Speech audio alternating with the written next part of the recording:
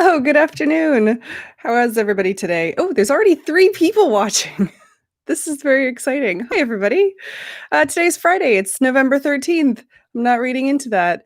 Friday the 13th on 2020 is not necessarily the best luck, but we'll see what happens. I remember very distinctly Friday the 13th in March was the last day of freedom before we went into lockdown here in California.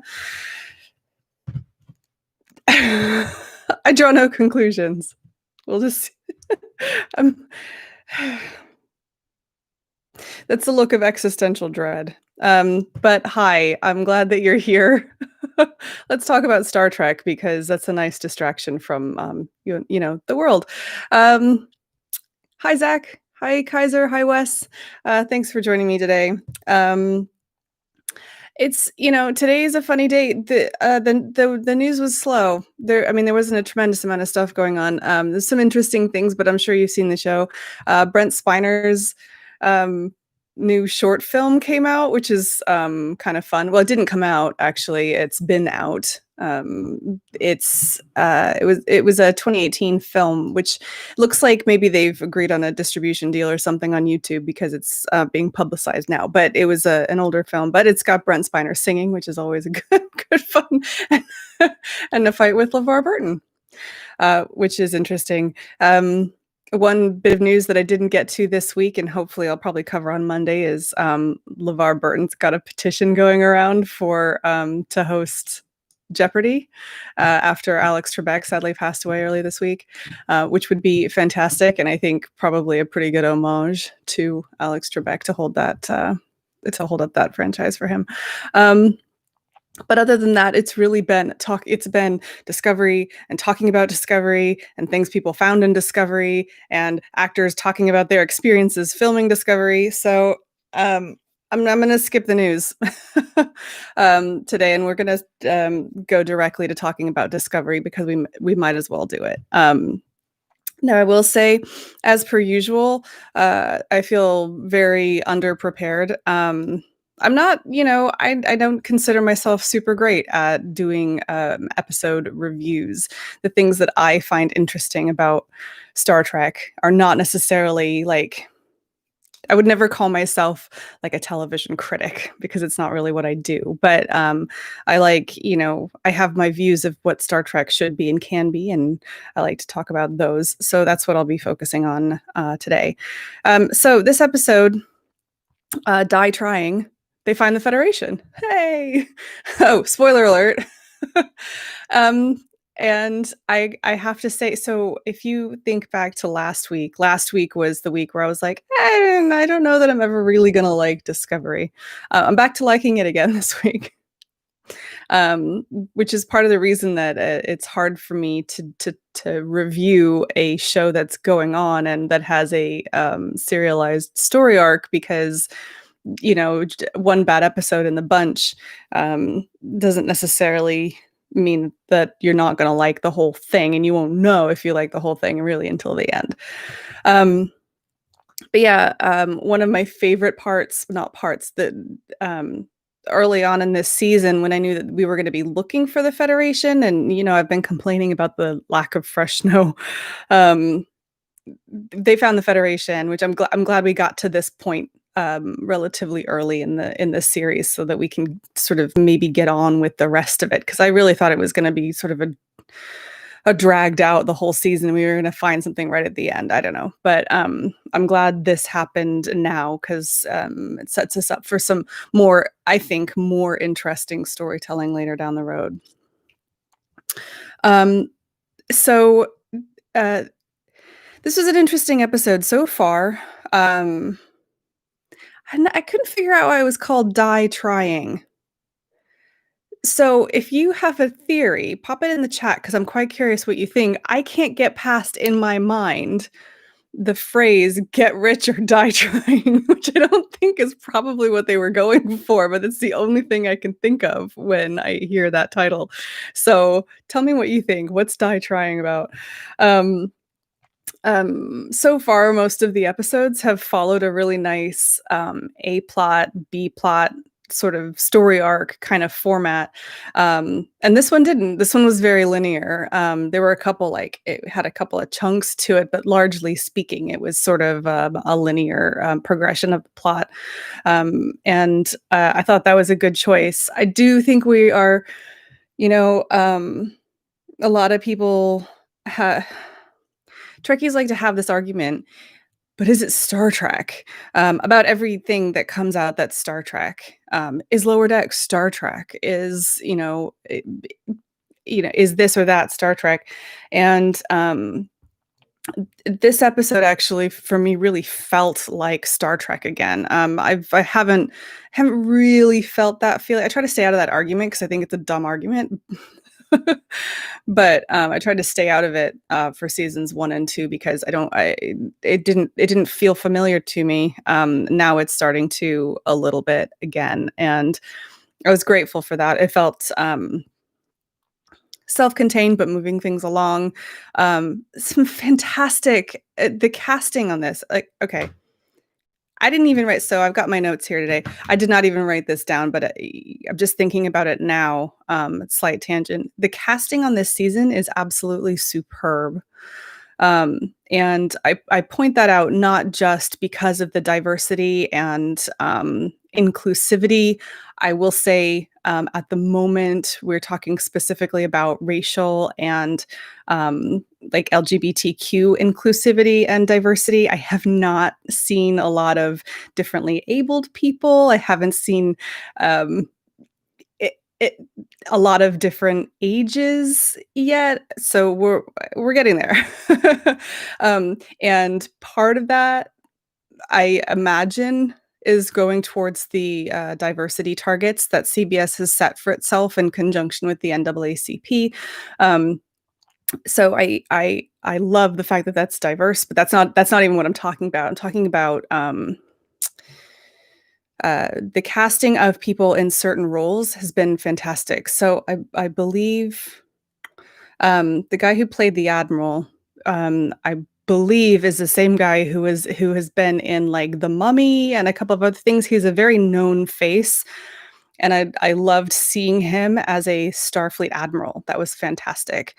And I can't talk about casting without talking about David Cronenberg, who I don't know anything about except vaguely as a director. And a story that didn't make it into the end of last week, beginning of this week, that I had sitting in the holding pen waiting, but didn't happen, was somebody picked up on the fact that David Cronenberg was in the trailer for this episode. And nobody knew what the significance of that was. I figured it was just going to be like, like when Jeff Bezos turns up in Star Trek Beyond, like, like a cameo or something like that. Somebody called in a favor. He was fantastic. He was really, really great in this role. And it was just the interplay between him and Georgiou is just fantastic. And I hope it isn't a cameo. I hope that it's not a one-off role. I hope we get to see more of him. I would love to see more of him and Georgiou facing off again, because that was just that interrogation scene was just wonderful. I mean, I would do anything Michelle Yeoh tells me to. I would follow her like into a volcano if she asked me to. But him and his interplay with her in that whole scene was just really well judged. Anyway, that's it. That's I'll move on from the casting. That was a little tangent. So this linear plot for Discovery today kind of was in 2 sections. So there was the beginning part where we talk about finding the Federation. So that's our introduction, and that's as the audience, introduction to the new Federation, the new Starfleet, and what all that means. And then there's the section where we actually go to the Seed Vault, and that's almost like a little mini Star Trek episode in and of itself. But together they they provide a really strong story of our introduction or reintroduction into Starfleet, and it's the goal of it clearly is to set us up for what that relationship with Starfleet and the Federation is going to be like going forward.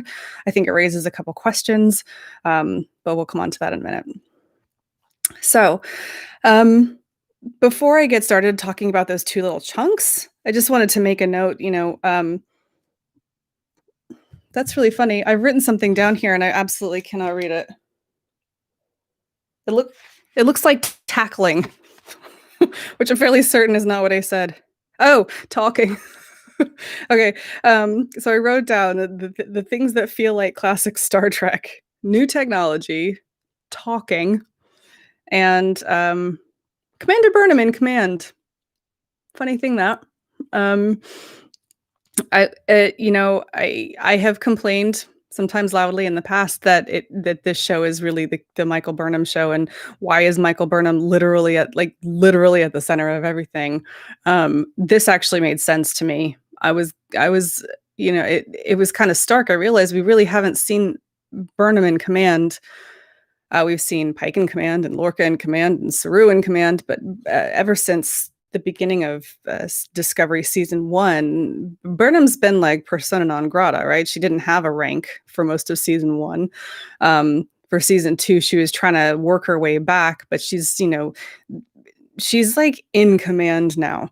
So that was I won't say nice to see. We'll come on to that later too. But it was interesting. It was I definitely noted it in my brain space.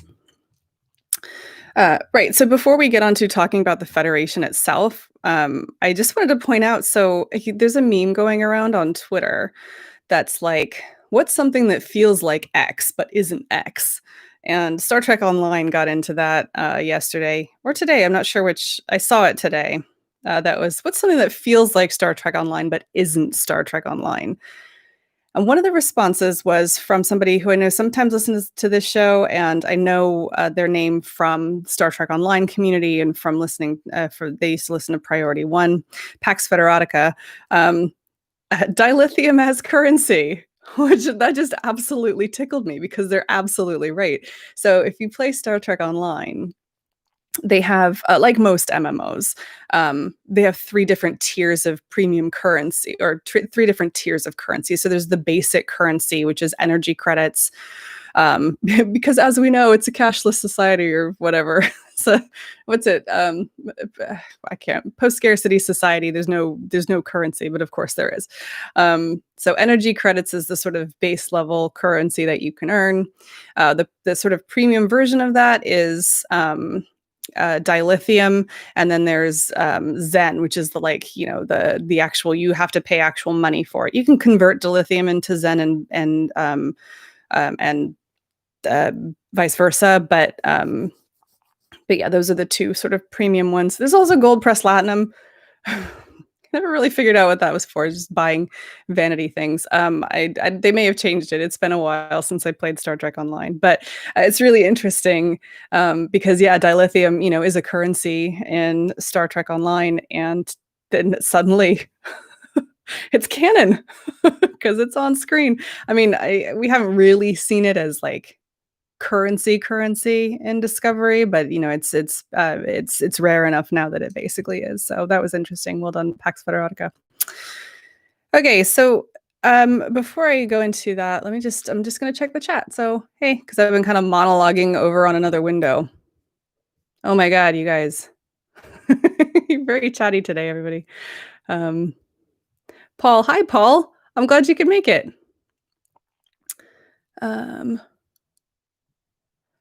Let's see.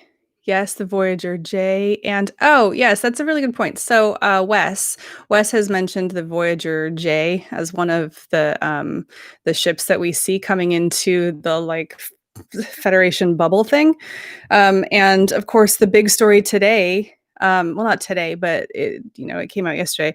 Is that there's a USS Nog, which is really, really wonderful. If any of you ever had the pleasure of meeting Aaron Eisenberg, he was just a wonderful, wonderful human. His character was not the most, up the front character of Deep Space Nine, but I would say that he was key to a lot of that plot. And if any of you have played Star Trek Online, the character of Nog, Captain Nog, is pivotal in sort of the later seasons of Star Trek Online as well. And so it was really, really great to see that honored. And in a and to take a step back from it as well, I think it's a really Alex Kurtzman said he was going to do something, and then he followed through on that. Alex Kurtzman takes a lot of flack from a lot of different areas about whether he's ruining Star Trek. For the record, I don't think he is. For the record, I think he's doing very, very good things with Star Trek, even if it's not always to everyone's taste. And this was a really great thing for him to do, to follow through on a promise that he made last year to fans who were asking for some kind of tribute to Aaron Eisenberg. And it's really wonderful to see that having happened. So that was in today's episode of Daily Star Trek News.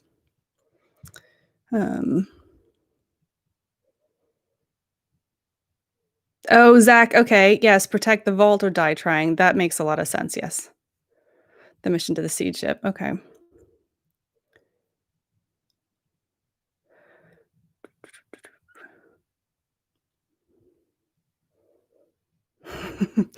Zach says, he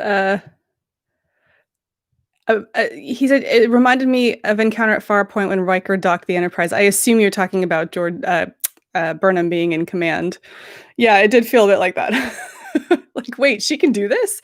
So it was kind of cool. And love getting Detmer and Woshikun getting more to do. Yeah, and I love their relationship. I know that I know that a lot of people ship them. And I think personally that the production team and the actors themselves, much like Riker and Troy did in TNG, I think they play into that a lot. I don't personally think that they're in a relationship on the show, but they're clearly really close. They're really close girlfriends. And I love seeing them on screen together. I love seeing the interplay and the amount of trust that they have as those, because the Discovery bridge is like super big. This is that job. Being up at the front is my worst nightmare because I don't like people being behind me. Like, that freaks me out. And they just have orders barked at them, but all they have is the expanse of space in front of them on the view screen, right?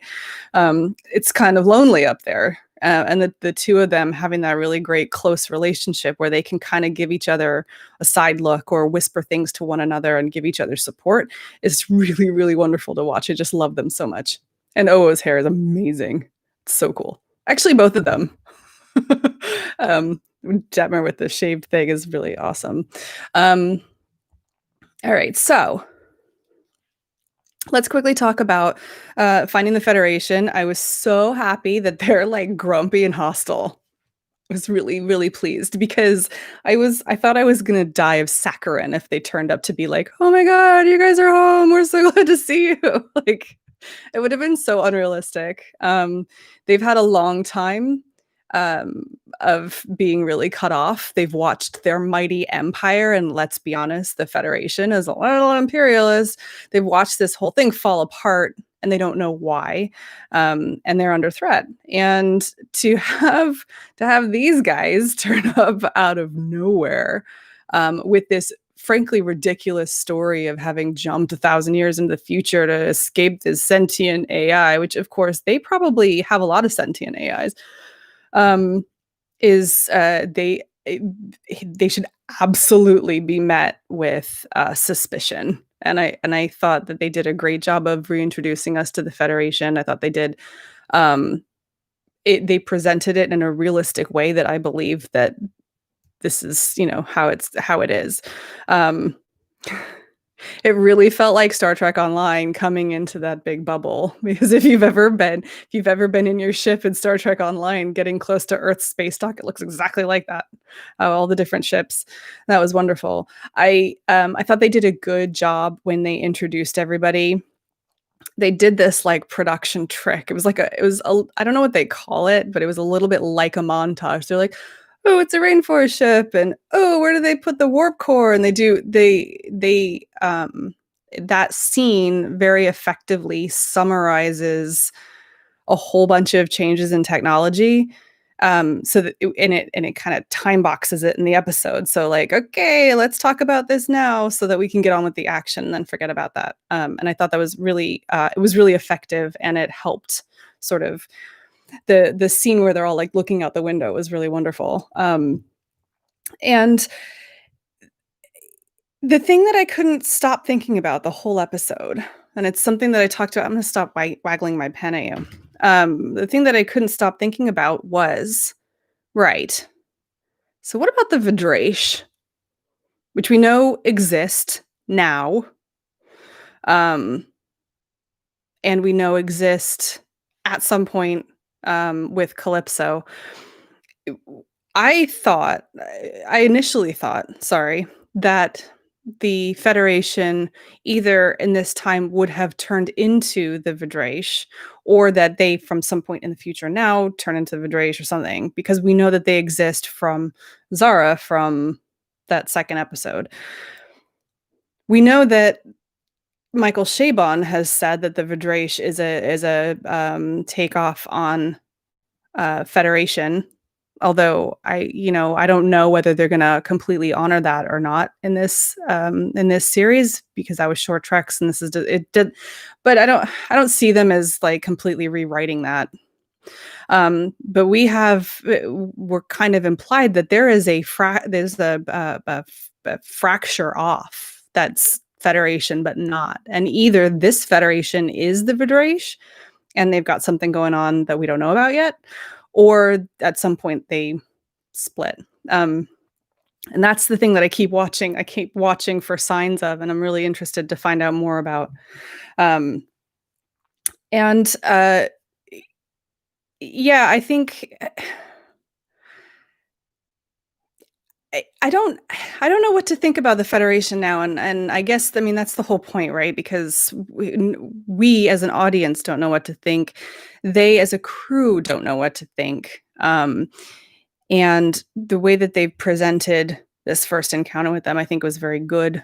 And I'm looking forward to seeing what happens in the future. I don't really have any more to say about that because there's too much that we don't know.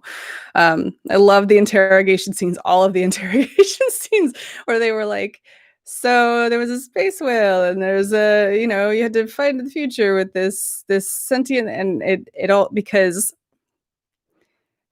it was a little subtle shade at themselves, which I thought was great. They're acknowledging the absurdity of some of the plot lines from the first two seasons, and as somebody who found the plot lines a little absurd, I thought that was pretty spot on.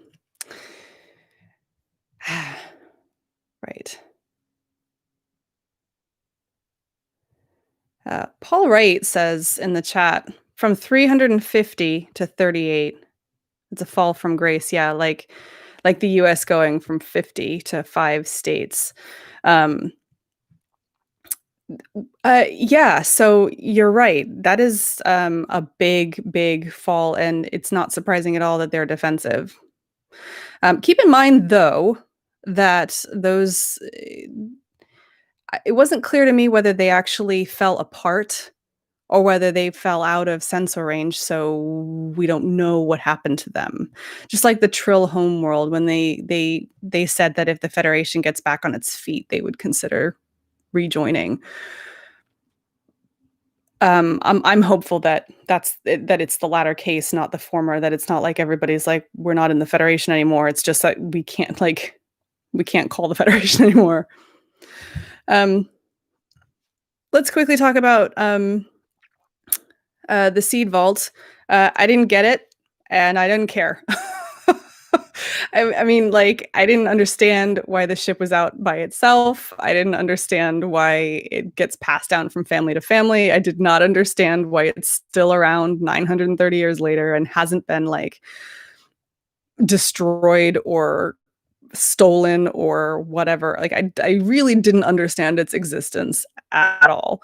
But I didn't care. I thought that was a great little Star Trek mini-sode. The idea that they got that they got hit by a solar flare, and I mean, this is science, you know. It's hardcore Star Trek sci-fi. It was great. Loved. It was the return of a transporter accident.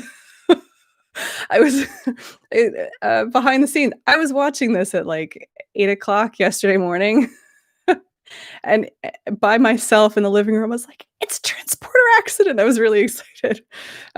So they fixed that, and it was great. But it was ultimately about family. I loved learning a bit more about the Barzan, and it was wonderful to see Rachel Antrell. She's the actress who plays Non.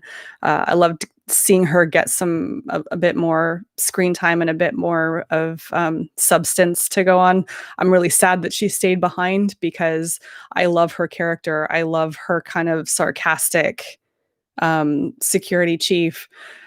Who's going to be security chief now? Burnham was pretty like, yeah, sure, you can stay here. That I didn't quite understand, but like I said, that whole section of the show, didn't get it, didn't care. I loved it. So moving on from that, the question that I have written down here is, why is Michael Burnham, the commanding officer, the first officer on Discovery? And I mean, I ask that to you, like, what do you think? Because it doesn't really make sense to me. She's terrible. She's so insubordinate. She mouths off, um, and challenges people in front of other people. She's rude. Really, really not behavior that's not befitting the first officer, personally, of Discovery, especially when, you know, they're trying to be diplomatic. They don't know what they're walking into. And for Burnham to be so mouthy and obnoxious to, you know, I expected her to have a little bit more deference to this new federation that they found. I mean, she was straight up rude, and I know she's been away for a year, basically. But why on earth did Saru make her a first officer? Because surely there are other people who are qualified to do that. It doesn't quite make sense to me, except for, of course, she must be the center of every episode because that's what the writers have chosen to do. Now, having said that, I am willing to listen to the idea that the reason she's commanding officer is because, for whatever reason, she is extremely inspirational to the crew. There was so much joy that they experienced when they found each other. They listen to her, they follow her. She's got that thing that people sometimes have, like the X factor. They want to listen to her. I'm not sure that qualifies her to be commanding officer or the first officer of this ship, especially if she's going to go around pissing off alien races. But it's fine. It's how they write it. So whatever. I promised that I would talk about seeing her commanding a ship, which was actually really good. I'm hoping that what we're seeing now is she's being rude and obnoxious because she's been away from me for a year, and she's had to be a courier and think on her feet and just really, she's had to have conduct on becoming an officer for the last year. And I'm hoping that what we're going to see is, given opportunities like commanding the ship through scary ion clouds, she's going to grow from that and realize that there is a time and place. And maybe we'll even see this as a full arc from the beginning of season 1, when she straight up mutinied, right? To understand that there's a time and place for that kind of attitude, and she should use like her X factor for the forces of good and not evil. I don't know. I would like to see that, but I'm not holding my breath. I wanted to leave you with one final thought today. I had a little Twitter exchange last night with somebody who I don't know very well, and I also can't pronounce their name on Twitter. It looks like baguette with a whole bunch of t on the end, and their avatar is a cat, which always will get me. And at the end of the Twitter exchange that we had last night, they posed the question, what's the sci-fi version of sci-fi? Because they were complaining that the crew of Discovery doesn't need to wait for the next episode of Discovery. Technically true. But do they have like it's unfathomable to me to think that nobody has like there's no TV or there's no I mean, granted they might not be able to hook up to their normal cable system because they're 930 years in the future, but they've got to be like watching DVDs or something. They can't not have any leisure time. Well, we watched them. They watched Buster Keaton movie in the in the cargo bay. So I wondered, for the people not in the middle of a war or the people not, on a starship 930 years in the future, do they have like broadcast shows that they do have to wait for? And what does that look like? So if you think the leap of technology and the leap of society and things from where we are now to where Star Trek is, can you even imagine what the Star Trek version of that is? It's that again. It's fun to think about.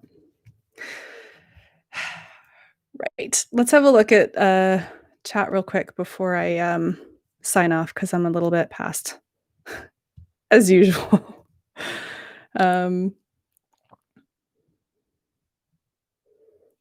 Yeah, Zach mentions that I feel like someone just liked the concept of seed vaults in real life and wanted to shoehorn them in.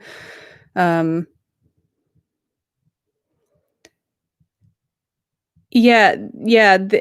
In fact, there's a couple of comments. Scroll back up and look at Zach's comments. He talks about the seed vault probably should have been shielded a bit better from a CME, the solar flare. Yeah, all of the above. This is the thing. You'd think that a seed vault ship not only would be pretty tough, but would also have advanced weaponry. They'd be able to get their own butts out of an ion cloud, I would have thought, because what's the point of having a seed vault? That's like, I wish I was good at analogies, but I'm not. You're sending all of the history of all of everything in a dinghy in the ocean, in a war. It doesn't make any sense, but it's that's okay. Paul Wright mentions that Michael Burnham is the next senior officer. That's true. I am not. First of all, hello. Field promotions. There are probably several lieutenant commanders that went with them that could have been promoted into that position. There's really no other commanders on the ship. One day we'll talk about the fact that like 12 of them left the 22nd century, and there's like 200 of them now. It's fine. Don't pay attention to that. It's fine. But yes, Zach also points out that part of it could be their friendship. Yes, Saru trusts her. Saru absolutely trusts Burnham. I think he trusts her with his life. I also think he trusts her to sometimes be brash and obnoxious and rub people the wrong way because it helps them be bad cop, good cop. But still, like, I don't know. I just think every first officer should be exactly like Riker. I think it's my problem. Okay. Paul Wright points out that everybody in the future watches public domain movies. Well, all of the rights would have lapsed long time before. Maybe they just got to a point where they were like, well, every movie's been made now and all the rights have lapsed, so we'll just watch those ones again. Except for Disney. Disney will continue to do live action remakes of animated films, and then 20 years later do animated remakes of the live action remakes of animated films, and they'll continue to do that forever. Um,